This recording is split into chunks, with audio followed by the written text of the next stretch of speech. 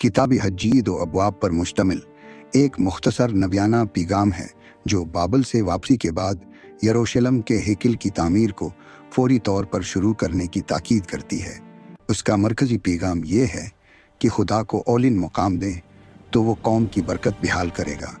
किताब हज्जी हगाई छोटी नबियानी किताबों में से है और आम तौर पर 500 बरस कबल मसीह के करीब लिखी जाती है।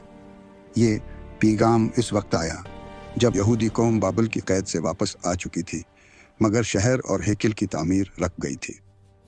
हज्जी नबी खुदा की तरफ से कौम को जगाने और हैकल की तामीर को दोबारा शुरू करवाने के लिए भेजा गया था। किताब हज्जी बाब मुताला बाब 1 खुदा के घर की तामीर की दावत। मरकजी पैगाम। लोग अपने घरों में मसरूफ हैं, लेकिन खुदा 3 का घर हैकल वीरान है।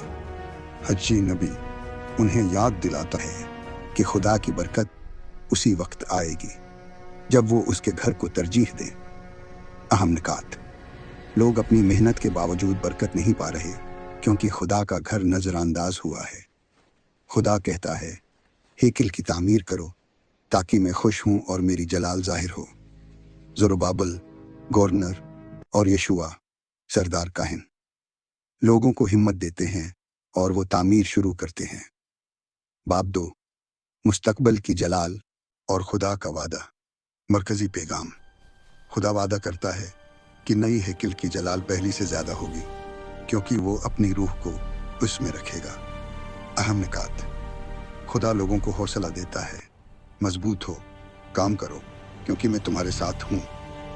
खुदा कहता है कि वो कौमों को हिला देगा और अपनी जलाल को उस घर में लाएगा। ज़रुब्बाबेल को खास वादा। खुदा उसे अपनी मेहर की मानंद बनाएगा, यानी उसे अपनी खास खिदमत के लिए चुनेगा। मरकजी मौज़ूआत। खुदा का घर पहले। बरकत उसी वक्त आती है जब खुदा को औलिन मकाम दिया जाए। हौसला और वफादारी। मुश्किलात के बावजूद खुदा अपने लोगों के साथ है। मुस्तकबिल की जलाल। नई हैकल में खुदा की हुजूरी और जलाल पहले से बढ़कर होगा। कलीदी आयात। मजबूत हो ए ज़रुब्बाबेल, मजबूत हो ए यशुआ, मजबूत हो ए मलिक के सब लोग और काम करो क्योंकि मैं तुम्हारे साथ हूँ, खुदावंद फरमाता है।